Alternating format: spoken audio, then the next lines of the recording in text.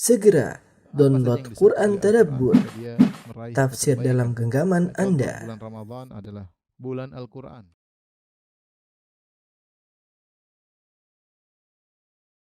Bismillahirrahmanirrahim. Assalamualaikum warahmatullahi wabarakatuh. Alhamdulillahi ala ihsanih wa syukru lahu ala taufiqihi wa amtinani wa asyhadu an la ilaha illallah wahdahu la syarika lahu ta'ziman li sya'nih wa asyhadu anna Muhammadan abduhu wa rasuluhu da'ila ridwanih. Allahumma salli alaihi wa ala alihi wa ashabihi wa ikhwanih. Para jamaah Masjid Tarbiyah Cilandak yang dirahmati oleh Subhanahu wa taala.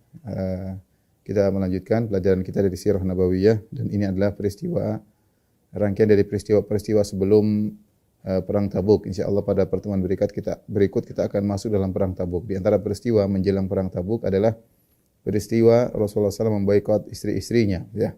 Sallallahu alaihi wasallam memboikot istri-istrinya radhiyallahu taala anhunna, ya. Dan itu terjadi pada tahun 9 Hijriah sebelum perang Tabuk, ya.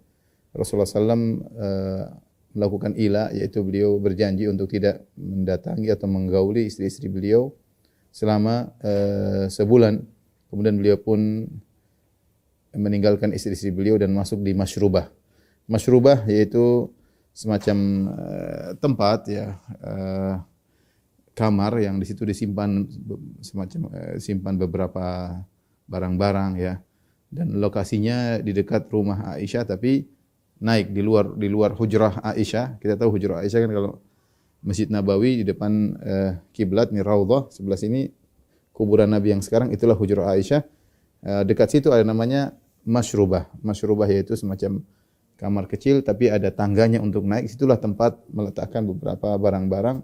Dan Nabi SAW meninggalkan istri-istri beliau 9 orang selama sebulan tinggal di tempat tersebut.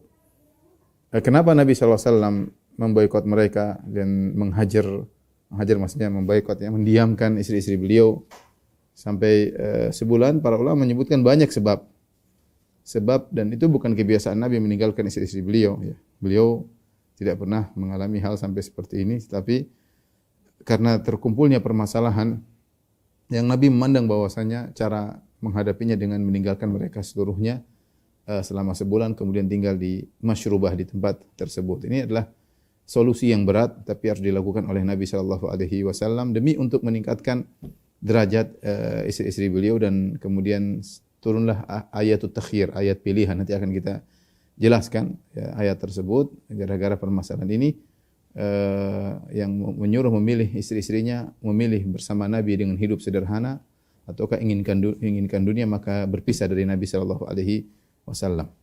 Tapi ada beberapa sebab yang disebutkan oleh para ulama berdasarkan hadis-hadis yang sahih kenapa Nabi sallallahu alaihi wasallam sampai memboikot istri-istri beliau selama sebulan. Di antaranya sebab pertama, ya, karena Nabi sallallahu alaihi wasallam, ya, suatu hari ke rumah Zainab bintu Jahshin radhiyallahu taala anha, salah satu istri beliau. Kemudian beliau pun minum madu di situ, ya. Kemudian Aisyah berkata, "Fatawasaitu ana wa Hafsah anna ayatuna dakhala alaihi Nabi sallallahu alaihi wasallam naqul inni ajidu minka riha maghafir."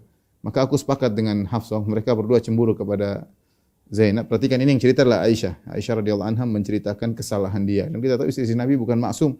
Istri-istri Nabi bukan nabi. Istri-istri Nabi bisa salah.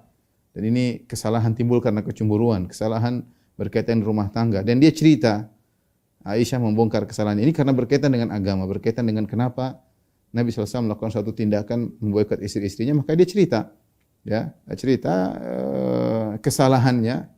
Yang kalau Aisyah tidak cerita mungkin kita tidak tahu, tapi dia cerita kesalahannya agar menjadi pelajaran, ya, agar menjadi pelajaran. Ini banyak dilakukan oleh Aisyah, kesalahan-kesalahan dia lakukan, dia ceritakan karena di balik itu ada pelajaran yang perlu diketahui oleh kaum muslimin.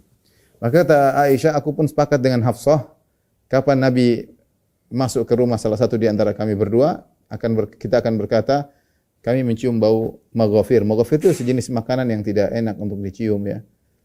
Aromanya enggak enak. Misalnya kalau kita kok ada bau pete, gampangannya gitu, ya. Tapi bukan pete tentunya, ya. Tapi ada namanya maghafir yang itu menimbulkan bau tidak enak, ya. Dan wa kana Nabi sallallahu alaihi wasallam yushtaddu alaihi an tujada minhu riha kariha. Rasulullah SAW tidak suka kalau ada tercium bau tidak enak. Maka ketika dikatakan gara-gara dia minum madu, tercium bau yang tidak enak, maka dia mengatakan aku tidak akan minum madu lagi. Maka Allah turunkan firman-Nya, ya ayuhan nabiyyu lima tuharrimu ma ahallallahu laka. Wahai Nabi, kenapa engkau mengharamkan apa yang Allah halalkan bagimu? Tabtaghi mardhata azwajik, karena hanya berharap keridhaan istrimu. Di sini Nabi ditegur oleh Allah Subhanahu wa taala karena kesalahan Aisyah dan Hafsah radhiyallahu taala anha ya. Demikian juga di antara sebab yang disebut oleh sebagian ulama adalah Nabi sallallahu alaihi wasallam pernah suatu hari mendatangi budaknya itu Maria Al-Qibtiyah. Maria Al-Qibtiyah ketika itu Hafsah lagi tidak di rumah. Kemudian Nabi sallallahu alaihi wasallam mengajak budaknya, dalam riwayat disebutkan Nabi mengajak budaknya Maria tersebut, halal bagi Nabi. Nabi gauli di rumah Hafsah ketika itu Hafsah tidak ada di rumah. Kemudian akhirnya Hafsah datang dan dia mengetahui Nabi menggauli budaknya, maka dia pun marah ya.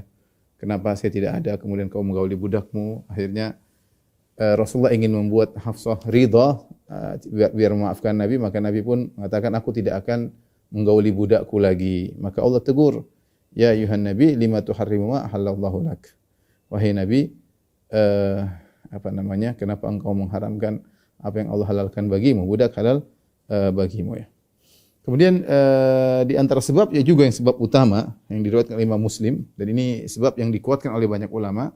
Yang tadi hanya sebab mukaddimah saja. Ada masalah keluarga bertumbuk, tapi yang paling utama adalah hadis riwayat Imam Muslim dari Jabir bin Abdullah radhiyallahu taala anhuma, dia berkata, dakhala Abu Bakar radhiyallahu anhu yasta'dzin ala Rasulullah sallam fa wajada nas julusan bi babihi. Abu Bakar minta izin untuk ketemu Nabi sallallahu alaihi wasallam, dan Abu Bakar mendapati orang-orang duduk di pintu Nabi sallallahu alaihi wasallam namun tidak seorang pun diizinkan untuk masuk. Ketika Abu Bakar yang minta izin, maka Nabi izinkan untuk masuk. Kemudian datang Umar bin Khattab minta izin untuk ketemu Nabi sallallahu alaihi wasallam. Dia dapati orang sedang banyak duduk di depan pintu Nabi, tidak seorang pun diizinkan masuk. Ketika Umar minta izin masuk, diizinkan. Mereka berdua sahabat Nabi yang sangat dekat. Kemudian mereka mendapati Rasulullah SAW sedang diam, sementara istri-istri beliau 9 orang semua kumpul di sekeliling beliau. Semua, Aisyah, ada Hafsah, ada Ummu Salamah, ada Zainab bintu Jahsyin. 9 orang semua pada kumpul di sisi Nabi sallallahu alaihi wasallam. Sementara Nabi diam. Ada apa gerangan? Maka Umar berkata, la aqulanna syai'an udhikun Nabi sallallahu alaihi wasallam. Aku akan ngomong sesuatu yang bikin Nabi tertawa. Ya, wala ukallimanna Nabi sallallahu alaihi wasallam la'allahu yadhhak. Aku akan ngomong sama Nabi, siapa tahu dia tertawa. Artinya kondisi tidak enak, dia ingin merubah suasana. Istri Nabi diam, Nabi juga diam ya. Maka Rasulullah berkata, ya Rasulullah, ra'aita binata Zaid sa'alatni nafaqah anifan fawaja'tu unuqaha. Ya Rasulullah, tadi kalau kau lihat coba istriku minta tambahan nafkah, yaitu tambahan uang dapur, maka aku pun tekan lehernya ya. Maksudnya Umar tidak diam, Umar minta apa? Umar mau tekan lehernya. Fadhahika Nabi sallallahu alaihi wasallam, Nabi tertawa ya. Sikap Umar mencikapi istrinya yang minta duit tambahan untuk uang dapur, maka dibalas dengan Umar dengan menekan lehernya ya. Nabi tertawa hatta badat nawajiduhu, sampai terlihat geraham beliau. Artinya Nabi tertawa, benar-benar tertawa.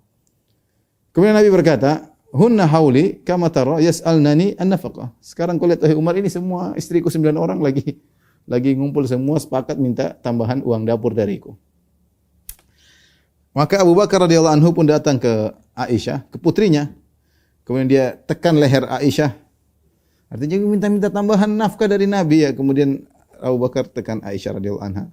Umar kemudian pergi ke putrinya Hafsah. Ini lagi ngumpul semuanya istri Nabi. Di antara istri Nabi ada Hafsah, ada Aisyah radhiyallahu taala anha.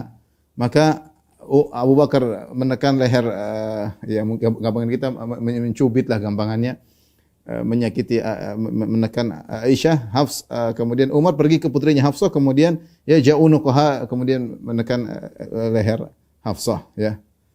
Kemudian dua-duanya berkata mengingatkan putri-putri mereka. Tas'alna Rasulullah sallallahu alaihi wasallam wa laysa indahu. Kalian diminta tambahan uang dapur dan Nabi tidak punya apa-apa. Mereka menjawab istri-istri Nabi, Wallahi ma nas'alu Rasulullah sallallahu alaihi wasallam syai'an abadan laisa indahu. Demi Allah kami tidak minta kepada Nabi yang Nabi tidak punya. Kami minta Nabi punya kok. Kami minta sesuatu yang Nabi punya. Timbul pertanyaan, kenapa istri Nabi ini minta tambahan uang dapur kepada Nabi sallallahu alaihi wasallam? Sebenarnya mengatakan karena kita tahu Nabi sallallahu alaihi wasallam telah melakukan banyak peperangan dan dapat ghanimah banyak kayak dari perang terutama perang Hunain. Banyak dapat ghanimah ya. Dan dibagi-bagi kepada para sahabat dan kemudian juga dalam perang-perang sebelumnya, dan bisa jadi para sahabat mereka memberikan kepada istri-istri mereka. Mereka memberikan apa yang harta mereka. Dan mungkin namanya istri-istri Nabi lihat istri-istri sahabat yang lain diberikan, mereka kok tidak. Akhirnya mereka minta sesuatu kepada Nabi yang menurut mereka Nabi punya hal tersebut sallallahu alaihi wasallam. Tapi Nabi punya tipe kehidupan yang lain. Nabi tipe kehidupannya kehidupan yang sederhana. Tentu kita masih ingat ketika putri Nabi Fatimah radhiyallahu taala anha ketika mendengar ayahnya memiliki budak-budak wanita, mungkin dari peperangan kemudian dapat budak-budak wanita, sementara Fatimah hidupnya sederhana, kemudian harus menggiling gandum dengan memutar roha. Roha itu alat batu dua, kemudian berat untuk sebagai wanita mengerjakannya. Dia tidak punya pembantu ya, sementara Ali bin Abi Thalib radhiyallahu anhu bukanlah suami yang kaya yang punya budak untuk membantu istrinya Fatimah. Maka sebagai seorang putri, dia datang ke Aisyah minta agar bapaknya kasih budak satu buat dia untuk membantu. Dan Nabi ya seorang ayah yang sangat baik. Maka dia pun pergi ke rumah Aisyah, ternyata Rasulullah SAW tidak di rumah. Intinya dia minta pembantu, minta khadimah ya. Kemudian ternyata ketika Fatimah sudah pulang, Rasulullah SAW datang, maka Nabi kasih tahu tadi putrimu minta khadimah. Tapi Rasulullah SAW tidak kasih. Rasulullah SAW kemudian datang ke rumah Fatimah dan Ali radhiyallahu anhuma, maka Rasulullah SAW mengatakan, maukah aku tunjukkan kepada kalian tentang sesuatu yang lebih baik daripada khadim? Ya, lebih baik daripada pembantu, yaitu engkau berzikir subhanallah 33 kali sebelum tidur ya. Alhamdulillah 33 kali, Allahu Akbar 34 kali. Ini lebih baik daripada khadim. Artinya Rasulullah SAW tidak berikan dia budak, padahal Rasulullah SAW mampu. Kata para ulama, Rasulullah SAW mendahulukan hartanya tersebut beliau sedekahkan. Beliau kasihkan kepada orang tinggal di Sufa, orang-orang miskin, sehingga beliau sendiri tidak memiliki apa-apa, apalagi untuk memberikan kepada putrinya. Demikian kehidupan yang dipilih oleh Nabi sallallahu alaihi wasallam.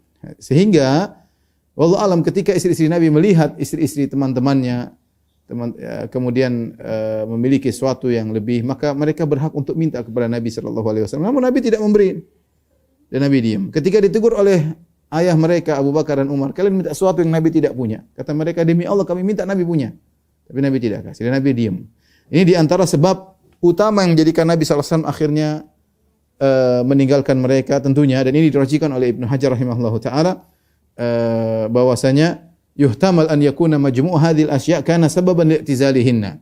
Dan sangat mungkin bahwasanya ini semua sebab-sebab yang terkumpulkan inilah yang menyebabkan Nabi sallallahu alaihi wasallam akhirnya memboikot atau menghajar atau mendiamkan mereka istri-istrinya 9 orang ya selama sebulan. Dan ini yang pantas bagi Nabi, karena kita tahu Nabi sallallahu alaihi wasallam orangnya pemaaf ya, orangnya lapang dada, tapi dia harus melakukan suatu sikap untuk memperbaiki istri-istri beliau ya. Saatnya dia melakukan ketegasan. Itu pun beliau tidak ngomel-ngomel.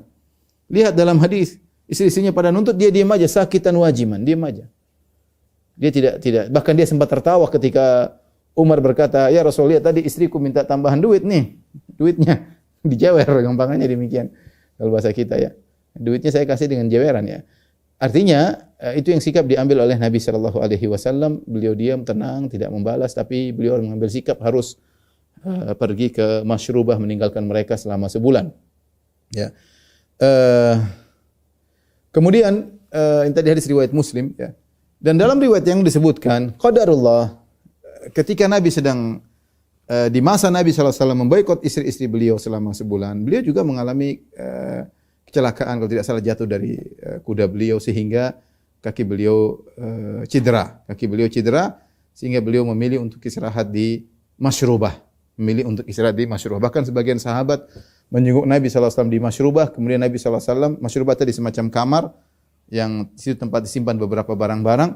Ya bukan tempat tidur asalnya, tapi Nabi memilih tinggal di situ untuk meninggalkan istri-istri beliau. 9 rumah beliau tinggalkan semua, beliau tinggal di Masyrubah. Bahkan sebagian sahabat ketika jenguk Nabi, Nabi tidak bisa ke masjid, Nabi salat bersama mereka di situ.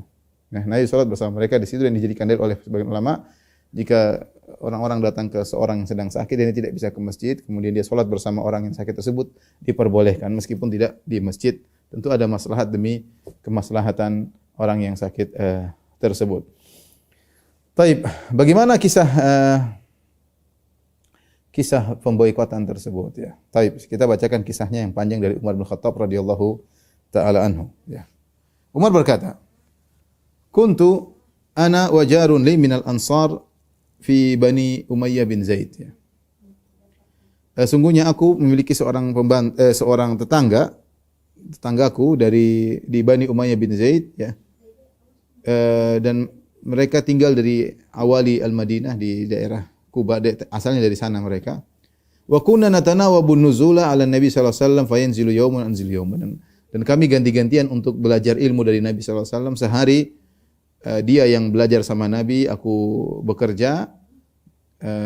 Kemudian malam kita ketemu, saling share ilmu. Ya, sebaliknya keesokan harinya saya yang bersama Nabi, dia yang kerja.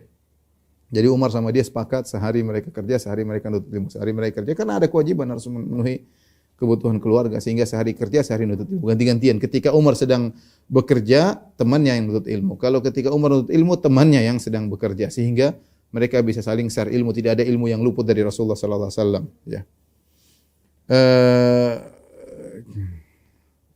Kemudian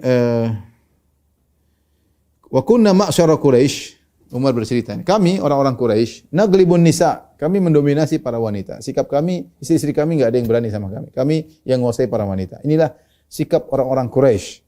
Falamma qadimna 'alal ansar, tatkala kami datang kepada kaum Ansar, idza qaumun taglibuhum nisa'uhum.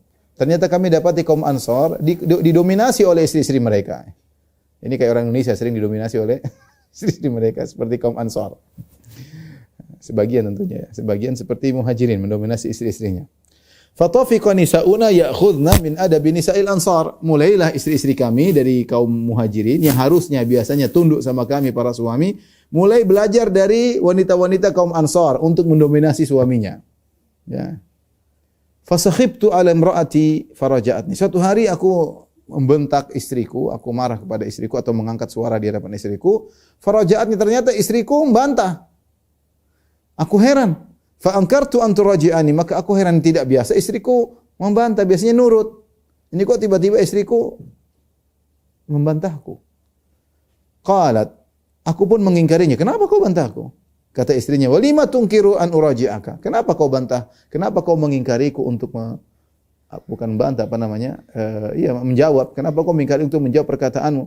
Fa wallahi inna azwajan Nabi sallallahu alaihi wasallam la yuraji'annahu. Sungguh istri-istri Nabi pun membantah Nabi sallallahu alaihi wasallam. Istri pun menjawab perkataan Nabi sallallahu alaihi wasallam, ya. Wa inna ihdahunna la tahjuruhu al-yawma hatta lail. Bahkan salah seorang dari si Nabi mendiamkan Nabi sampai seharian, siang dan malam. Fa afza'ani, kata Umar, aku kaget mendengar cerita ini. Berani-beraninya istri-istri Nabi membantah Nabi sallallahu alaihi wasallam, dan kita tahu siapa Nabi sallallahu alaihi wasallam. Kemudian bagaimana mereka, di antara mereka ada yang boikot Nabi sallallahu alaihi wasallam. Tapi saya katakan, lihat bagaimana Nabi sallallahu alaihi wasallam. Nabi seorang nabi, tapi ketika dia di rumah dia mensikapi dia sebagai seorang suami. Artinya dia ngalah dengan kondisi istrinya yang terkadang membantah dia, terkadang artinya dia tidak sedang memposisikan dirinya sebagai seperti di luar. Kalau di luar ya tentu lain ya. Di rumah sama istri dia punya sikap tersendiri. Ya, sampai tadi istrinya ada yang memboikot Nabi sallallahu alaihi wasallam, kehidupan rumah tangga, dan Nabi sabar akan semua itu. Ketika Umar tahu bahwasanya ada sebagian istri Nabi yang melakukan demikian, dia mengatakan, qad khaba man fa'ala dzalika minhunna. Sungguh merugi di antara istri Nabi yang berani melakukan demikian. Kemudian aku pun bawa bajuku, kemudian aku segera menemui Hafsah, karena di antara istri Nabi adalah Hafsah. Aku berkata kepada putriku, wahai Hafsah, atughadibu ihdakunna Nabi sallallahu alaihi wasallam yawma hatta lail? Apa benar wahai Hafsah, salah seorang dari kalian istri-istri Nabi, ada yang membuat marah Nabi, memboikot Nabi dari siang sampai malam? Kata Hafsah, na'am. Iya, ada. Fakultu qad khibti wa khasirti. Sungguh engkau benar-benar merugi dan merugi. Afata'manina an yaghdaballahu li ghadabi Rasulullah sallallahu alaihi wasallam fatahliki? Apa kau merasa aman wahai Hafsah? Kau buat marah Nabi sallallahu alaihi wasallam. Kemudian Allah marah gara-gara marahnya Nabi, Allah marah kepada engkau. Kau tidak takut dengan kemarahan Allah? La tastakthiri, jangan banyak minta-minta kepada Nabi sallallahu alaihi wasallam. Ya. Kalau kau minta-minta sama bapakmu, jangan minta-minta sama Nabi. Wala turaji'ihi fi syai'in wala tahjurihi. Jangan sampai kau bantah Nabi sedikit pun dan jangan kau boikot, diamkan Nabi sallallahu alaihi wasallam. Wasalini ma badalaki. Kau punya kebutuhan minta sama aku. Umar tegas kepada putrinya. Jangan sekali-sekali bantah Nabi. Jangan sekali-sekali mendiamkan Nabi. Jangan bikin marah Nabi. Jangan minta-minta sama Nabi. Ada keperluan minta sama saya. Wala yaghurrannaki an kanat jaratuki awdha. Ya. Minki wa ahabba ila Nabi sallallahu alaihi wasallam. Ya. Jangan sampai kau terpedaya ya. Jangan sampai kau gara-gara cemburu kepada Aisyah yang lebih cantik daripada engkau ya, dan lebih dicintai oleh Nabi daripada engkau, kemudian kau melakukan hal-hal yang salah wahai Hafsah. Kemudian aku pun keluar dari Hafsah. Kemudian aku ketemu dengan Ummu Salamah. Ya. Karena aku punya hubungan kekerabatan Ummu Salamah. Maka aku pun berkata sama dengan kepada Ummu Salamah, "Wahai Ummu Salamah, ngapain kamu minta-minta kepada Nabi, minta tambahan macam-macamnya?" Maka Ummu Salamah orangnya cerdas ya. Dia berkata kepada Umar, "Ajaban laka ya Ibn al-Khattab." Kau menakjubkan wahai Umar. Engkau menakjubkan perkaramu. Dakhalta fi kulli syai' hatta tabtaghi an tadkhula baina Rasulullah sallallahu alaihi wasallam azwaji. Kau ngikuti segala urusan sampai urusan rumah tangga Nabi kau ikut-ikutan.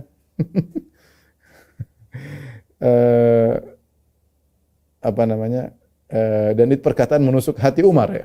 Mau ikut-ikutan urusan kami, ke rumah tangga kami ya. Ikut campur segala urusan. Dan Umar cerita ini bagaimana Ummu Salamah menjawab dengan jawaban yang menusuk hatinya ya. Ya.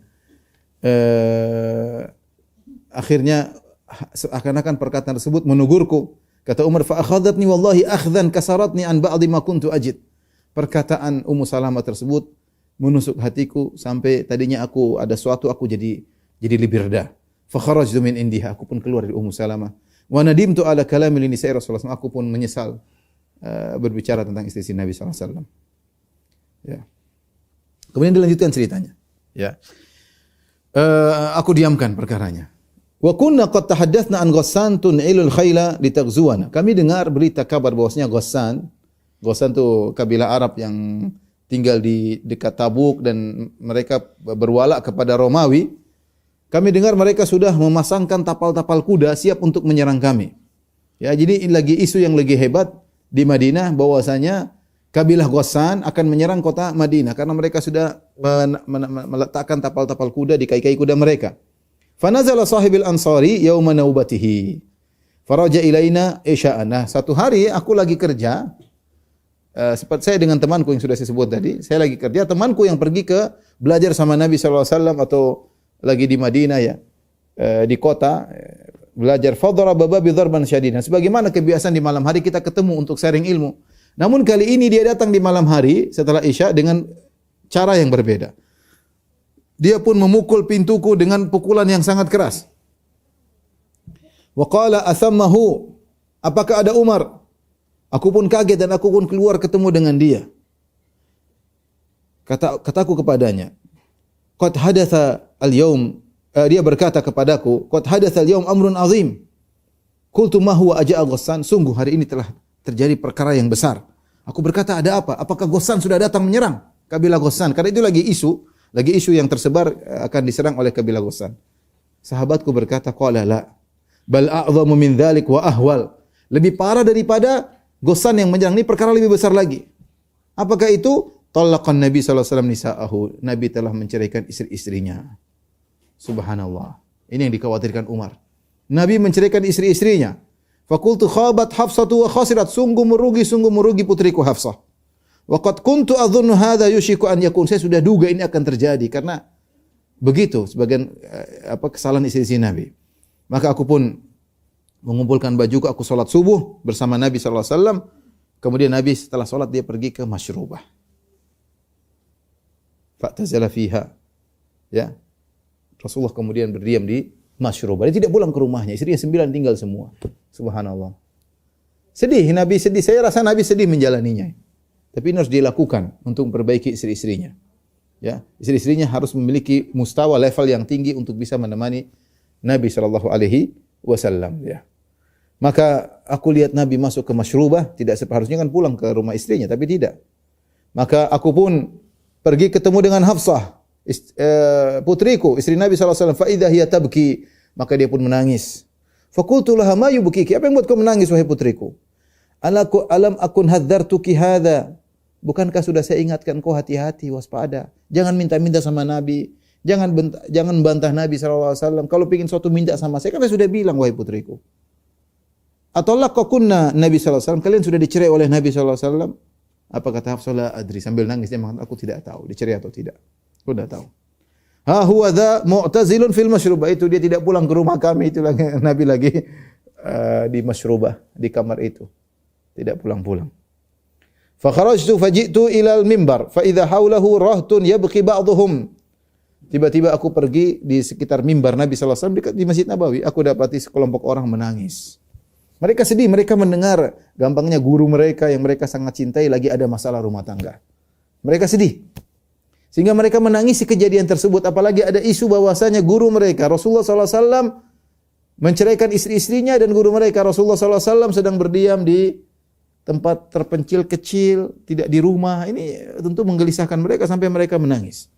Fajalastu ma'ahum qalilan, aku pun duduk bersama mereka, melihat mereka menangis sedih dengan kejadian Nabi sallallahu alaihi wasallam.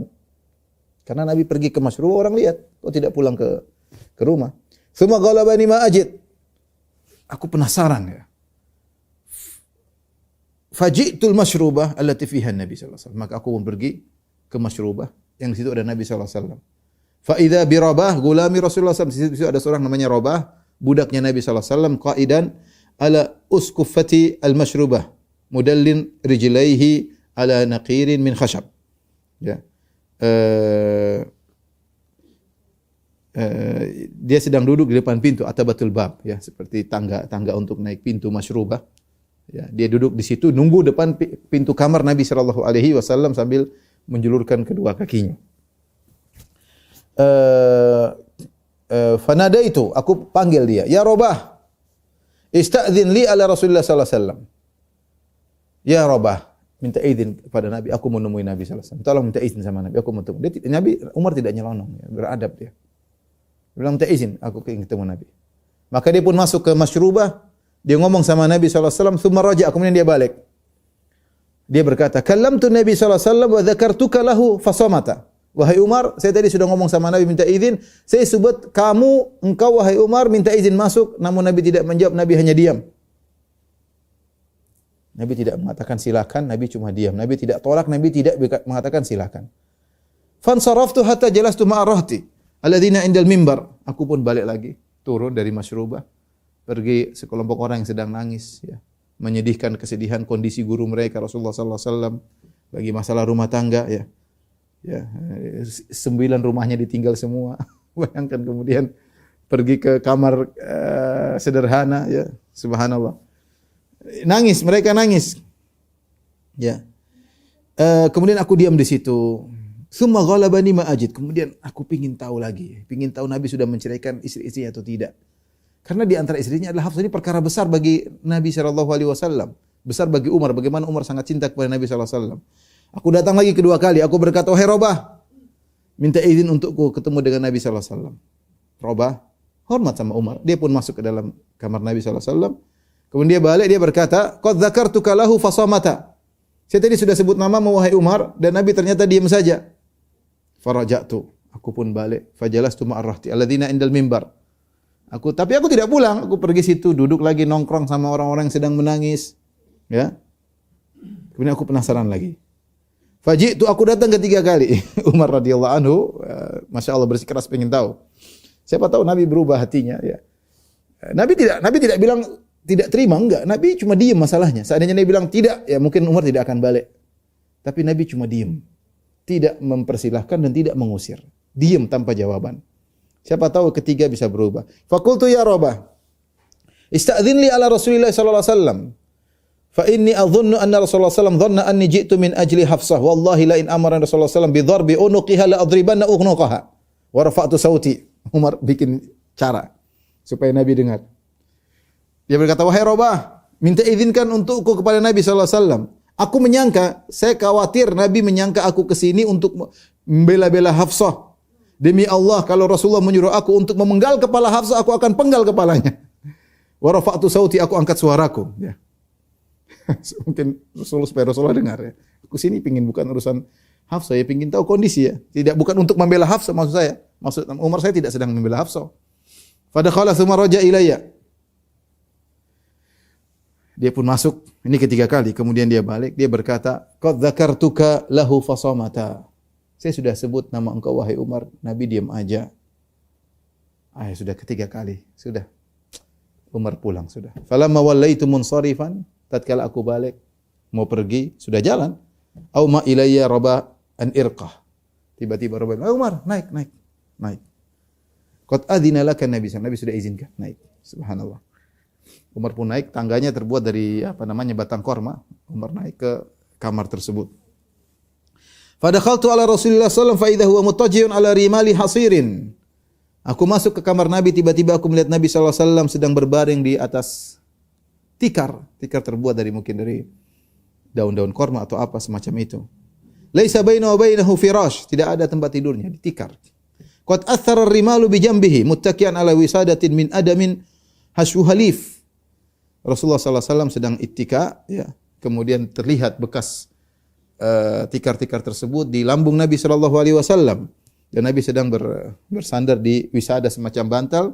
Bantal bukan seperti dari kapas, dari kapuk, enggak, dari leaf, dari semacam daun-daun daun-daun korma, ya, tentu kasar ya, tapi itulah dijadikan sandaran oleh Nabi sallallahu alaihi wasallam.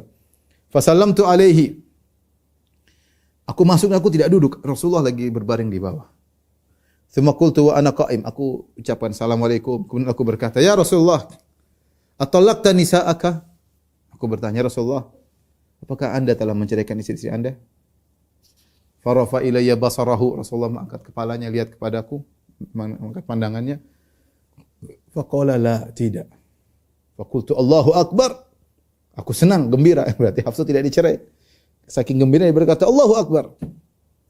Kemudian aku masih berdiri, belum berani duduk. Ana qa'imun asta'nis. Aku ingin merubah suasana ya. Yang penting Rasulullah sudah tidak ceraikan istrinya, sudah kabar gembira bagiku. Selanjutnya aku ingin merubah suasana, ya suasana hening, diam, tidak ada candaan. Kemudian aku berkata, "Ya Rasulullah, law ra'aitani wa kunna ma'syara Quraisyin naglibun nisa falamma qadimna al-Madinah idza qaumun taglibun nisa'uhum." Ya Rasulullah, coba lihat kita ya Rasulullah. Kita ini orang Quraisy. Kita di Mekah, kita ini dominasi istri-istri kita. Tapi ketika kita sampai di Madinah, istri-istri kita yang mendominasi kita ya. Kita dapati kaum Ansar, idza qaumun taglibuhum nisa'uhum. Ternyata mereka kaum yang istri-istrinya yang menguasai mereka. Rasulullah SAW tabassama Nabi sallallahu alaihi wasallam. Rasulullah SAW tersenyum. Kata Ibnu Hajar, Rasulullah SAW ada dua metode dia pilih. Dia orang Quraisy, Rasulullah orang Quraisy. Metode kaumnya menguasai istri-istri. Metode kaum Ansar dikuasai oleh istri-istri. Ternyata Nabi milih metode kaum Ansar. Nabi milih metode kaum Ansar. Saya enggak tahu antum para suami ikut metode mana ya. Kadang-kadang Muhajirin, kadang-kadang kaum Ansar ya. Tapi intinya demikian, Nabi sallallahu alaihi wasallam ya, karena kelembutannya, karena lapangnya dadanya, dia milih metode kaum Ansar sehingga istrinya kalau marah pun dia diamkan, kalau ini pun dia sabar. Nabi sallallahu alaihi wasallam. Beda dengan Umar metode Quraisy ya.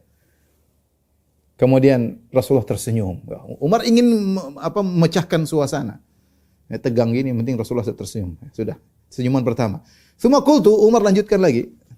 Ya Rasulullah, law ra'aitani wa dakhaltu ala Hafsah fa qultu laha la yaghurrannaki an kanat jaratuki awda'a minki wa ahabba ila Nabi sallallahu alaihi wasallam. Seandainya kau lihat aku ya Rasulullah, aku ketemu dengan Hafsah, aku bilang, gampangnya bahasa kasaran kita, kamu jangan cemburu-cemburu sama Nabi, mentang-mentang Nabi lebih cinta sama Aisyah lebih cantik daripada kamu, ya, kamu kemudian mau jadikan alasan untuk minta-minta sama Nabi. Nabi tersenyum lagi. Nabi tersenyum. Fatabassama Nabi sallallahu alaihi wasallam tabassumatan ukhra. Rasulullah SAW tersenyum dengan senyuman yang lain. Sudah ini. Suasana sudah pecah. Fajalastu hina ra'aituhu tabassama. Kata Umar, aku pun duduk setelah aku melihat Nabi tersenyum. Farafatu basari fi baiti. Aku pun nengok-nengok kamar Nabi. Wallahi ma ra'aitu fi baiti syai'an yaruddul basara ghairu ahabatin thalatha. Demi Allah tidak ada sesuatu yang menarik pandanganku ketika aku lihat cuma ada 3 gantungan kulit saja.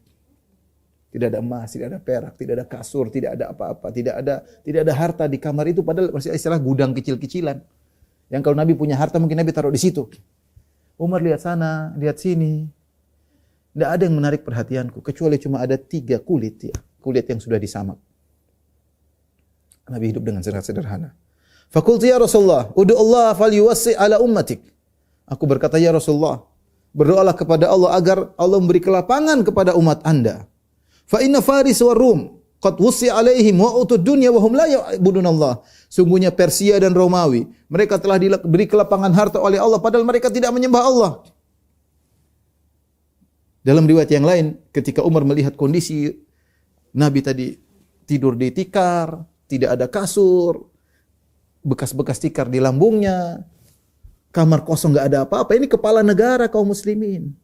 Ini bukan Pak RT, bukan lurah, bukan bupati, kepala negara kaum muslimin yang menang dalam peperangan, yang mendapatkan ghanimah yang sangat banyak dalam perang Hunain. Bagaimana Nabi mendapatkan ribuan, banyak sekali, ribuan onta, ribuan ya kambing dan macam-macam dengan harta emas dan perak, tapi lihat rumahnya kayak begini. Rumahnya kayak begini. Maka Umar pun fabakaitu, kata Umar, aku pun menangis melihat kondisi Nabi sallallahu alaihi wasallam. Faqala Rasulullah sallallahu alaihi wasallam berkata, "Ma yubkik? Apa yang buat kau menangis wahai Umar?" Fakultu ya Rasulullah, aku berkata, dia maksudnya apa, sedih melihat kondisi Nabi sallallahu alaihi wasallam.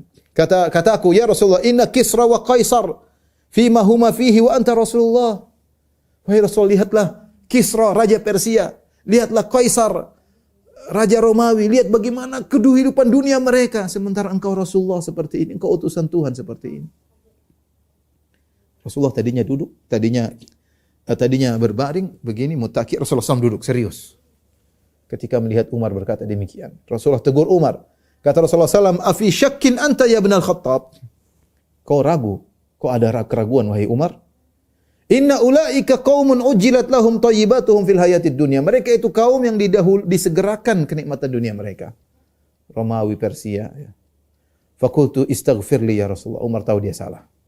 Tidaklah dia ucapkan hal tersebut kecuali karena sayang kepada Nabi. Maka dia berkata, ya Rasulullah, mohonlah ampunan buatku. Ya. Umar cerita, wa kan Rasulullah SAW aksama alai dikhula alaihinna ay ala azwaj syahran min syiddati mawjidatihi alaihinna. Dan Rasulullah telah bersumpah tidak mendatangi, tidak ketemu istri-istri beliau selama sebulan karena perasaan yang dia dapati dengan bertumpuknya masalah keluarga yang beliau hadapi, ya terutama ketika Allah menegur Nabi sallallahu alaihi wasallam ya dengan beberapa kesalahannya ya karena mengharamkan madu, mengharamkan budaknya demi untuk menyenangkan istri-istrinya, kemudian istri-istrinya ternyata menuntut tambahan nafkah. Ini semua membuat Nabi harus melakukan satu sikap yang serius dengan meninggalkan mereka seluruhnya.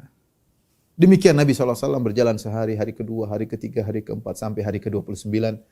Nabi sendirian di kamar tersebut. Bertepatan, kata Anas bin Malik, bertepatan Nabi jatuh dari kuda, kemudian kaki beliau cedera, tidak ada yang nemani, istrinya tidak ada yang datang. Dan subhanallah, sakit sendirian. Sedih ya, sakit sendirian. Oh, sakit mungkin dirawat sama istri satu, istri kuda, istri 9, banyak yang rawat. Ini semua istri semua ditinggal, Nabi lagi sakit sendirian di kamar. Ya, itulah kehidupan. Ya, Nabi pun diuji oleh Allah Subhanahu wa taala. Sampai akhirnya setelah lewat 29 hari.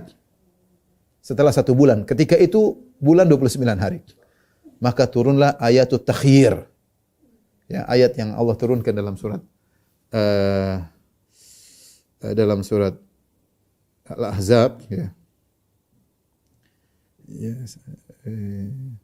Di mana Allah mengatakan, ya ayuhan nabi qul li azwajika in kuntunna turidul hayatad dunya wa zinataha fata'alaina umatti'kunna. Saya ingin tahu nomornya. Nomor ayat 28 surat Al-Ahzab ayat nomor 28. Kata Allah, ya ayuhan nabi ya qul li azwajika, wahai nabi katakanlah kepada istri-istrimu, in kuntunna turidul hayatad dunya wa zinataha, wahai istri-istriku, kalau kalian ingin dunia dan perhiasannya, fata'alain, kemarilah. Umatti'kunna, aku akan berikan harta yang aku miliki, aku akan berikan kepada kalian. Wa usarrihkunna sarahan jamila, dan aku akan ceraikan kalian baik-baik. Wa in kuntunna turinallaha wa rasulahu wad daral akhirah fa innallaha adda lil muhsinati minkunna ajran azima. Tapi kalau kalian ingin Allah dan Rasulnya dan akhirat, Allah akan siapkan ganjaran yang besar di surga kala. Dua pilihan. Subhanallah. Turunlah ayat takhir. Ya. Ketika Nabi turun ayat takhir, Nabi pertama kali datang ke Aisyah. Nabi ingin datang satu-satu istrinya. Karena Allah yang suruh. Suruh istrimu satu-satu pilih. Pilih dunia atau pilih engkau. Kalau pilih engkau, hidup sederhana. Kalau pilih dunia, silakan cerai. Harus cerai. Tidak bisa. Kamu seorang Nabi tidak bisa seperti keinginan mereka.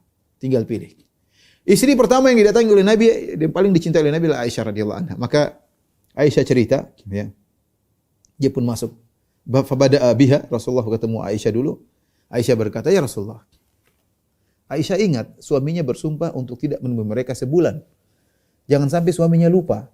Aisyah sayang sama suaminya. Dia berkata, ya Rasulullah, innaka kunta qad aqsamta alla tadkhula alaina syahran wa inna ma asbahta min 29 lailatan audduha addan. Lihat Aisyah mengatakan, ya Rasulullah, engkau berjanji untuk tidak menemui istri-istrimu, tidak menemuiku selama sebulan. Ini hari ini baru 29 hari ya Rasulullah, baru lewat 29 hari. Aku hitung setiap hari ya Rasulullah. Maksudnya, aku ini menghitung hari-hari perpisahan kita. Hari demi hari, sekarang baru 29 hari ya Rasulullah. Belum saatnya kau ketemu dengan kita. Kau sudah berjanji sebulan. Penuhi janjimu. Faqala Rasulullah SAW berkata, asyahru tis'un wa ishruna layla. Bulan ini 29 hari saja. Jadi hari ke-30 Nabi sudah ketemu ya. Mengingatkan ya, Aisyah mengingatkan. Yang saya menakjubkan, dia berkata, a'udduha addan. Ya Rasulullah, kamu baru 29 hari, aku hitung hari demi hari ya Rasulullah. Kemudian turunlah ayat takhir. Kemudian ayat takhir tadi ayat pilihan. Ya wahai Nabi, katakan kepada istri-istrimu, kalau kau ingin dunia dan perhiasannya, maka kemari aku kasih sedikit dunia yang aku miliki, kemudian kita cerai baik-baik, tidak apa-apa. Kalau kau ingin Allah dan Rasulnya dan hari akhirat, maka Allah akan siapkan di surga. Siapkan di surga. Maka Rasulullah berkata, ya Aisyah, inni dzakirun laki amran. Ya Aisyah, aku ingin menyebutkan suatu perkara kepadamu. Fala alaiki alla ta'jali fihi. Tidak usah buru-buru kau jawab. Saya akan sebutkan suatu perkara. Kau silakan pilih, enggak usah buru-buru. Hatta tastamiri abawaiki, sampai kau diskusi sama kedua orang tuamu. Jangan ambil keputusan. Nabi sayang, artinya jangan sampai Aisyah kemudian milih, kita cari aja ya Rasulullah. Kata Nabi, enggak, kau. Nabi juga sayang ya. Tahu-tahu Nabi, Allah alam, mungkin Nabi khawatir kalau Aisyah kemudian kalau dia masih muda, ya udah kita cerai saja ya. Maka Nabi bilang jangan ambil keputusan sekarang. Diskusi dulu sama kedua orang tuamu. Yang penting jangan dulu ambil keputusan ya. Wahai Aisyah, ada pilihan, Allah suruh saya kasih engkau pilihan, jangan ambil dulu keputusan. Kembali kedua orang tuamu diskusi. Qalat, apa pilihannya? Qalat wa qad alima anna abawi lam yakuna ya'muruni bi firaqihi. Dan dia tahu, kata Aisyah, Rasulullah tahu kedua orang tuaku pasti tidak akan memerintahkan aku untuk cerai. Kemudian Rasulullah SAW membacakan firman Allah, ya ayuhan nabi, qul li azwajika in kuntunna turidul hayatad dunya wa zinataha fata'alain.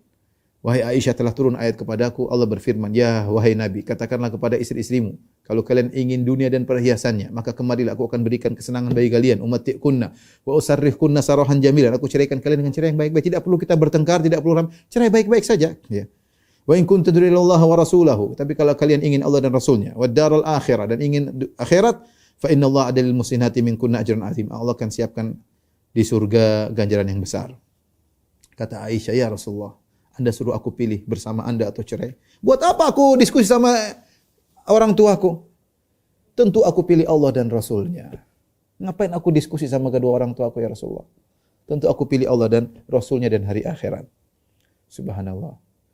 Memilih untuk hidup susah bersama Nabi SAW. Setelah Aisyah, Rasulullah pergi ke istri berikutnya. Sampai 9 istrinya.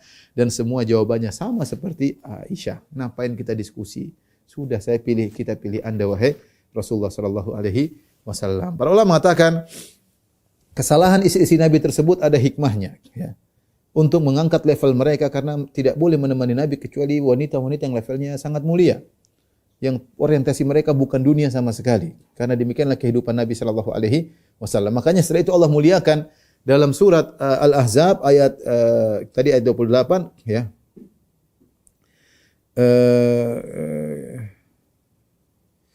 Kemudian la yahillu lakan nisa, sebentar saya carikan ayatnya.